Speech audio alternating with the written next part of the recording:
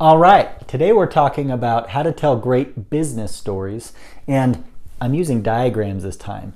First time, very excited. Okay, the way we like to tell stories at work to our bosses is typically not the way our bosses like to hear stories. To illustrate this, let me give you a personal example. When I go shopping at REI and I spend $400 and I walk in the house with an REI bag, here's kind of what I like to say to my wife. Hey, honey, do you remember a long time ago that I needed new backpacking equipment? It's been, I don't know, probably 4 or 5 months now. And you remember that I was doing a lot of research online. I spent hours really being thorough and thoughtful about it, doing good research. Did a lot of cost comparisons, evaluated what sales were coming up. Well, come to find out, after a lot of deliberate thought, I went to REI last week because I had received a coupon in the mail.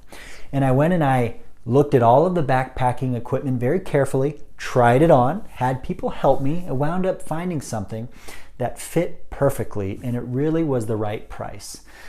Based on my analysis, this price was the best for the quality that I was getting. So here's what I got, and I spent $400. Now, what does my wife actually want to hear the second I walk in with an REI bag in my hand? What'd you get and how much? That's it, right? Tell me that first, and then we can talk about all your supporting points and all the stuff you just told me. And we do this at work all the time. When we go into our manager's office to persuade them to do something, really to tell them a business story, because that's what a business story is. You're trying to persuade. We like to do it by giving all sorts of background and context of the situation and why that matters. We like to then give all sorts of evidence of our methodology and all the hard work we did in our research. Then we like to go into each supporting point and the options we considered. And then we finally get to our key message after several minutes. Unfortunately, your boss does not want to hear the story this way. Let me tell you how your boss wants to hear the story, and I'll give you another personal example. Imagine that I was in a car crash with my kids in the back, and I had to call my wife and tell her about it. Could you imagine how absurd it would be if I used the same methodology as I did when I told the REI example? Hey, honey, you're not going to believe this. The kids and I were just having a great time, laughing, enjoying ourselves in the car. All of a sudden, this truck came out of nowhere. I thought it was going to stop, but it didn't. It really wasn't my fault. But anyway, the truck, this big semi, wound up T-boning us.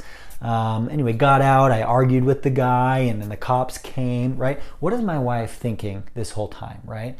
Are the kids okay, right? Of course, the way I should start the story is, honey, we've been in an accident and we're okay. Now let me tell you what happened, right? And that is the way your boss wants to hear a story, right? Rather than start here and work down, you need to start here and work up. Hey boss, you asked me to provide an analysis of why our profits are down. And after the analysis, I've determined that our profits are down because of commodity prices and competitive pressures. Now, let me go into each of those points separately and talk about the implications of them. And then we can also dig into actually how I arrived at it, the methodology I used, and even provide some more context as we go, right? That is how your boss wants to hear a story. So just remember, guys, when you're telling a business story at work, get to the main point quick. Don't use Sam's REI example, use the car crash example. Good luck in telling your stories.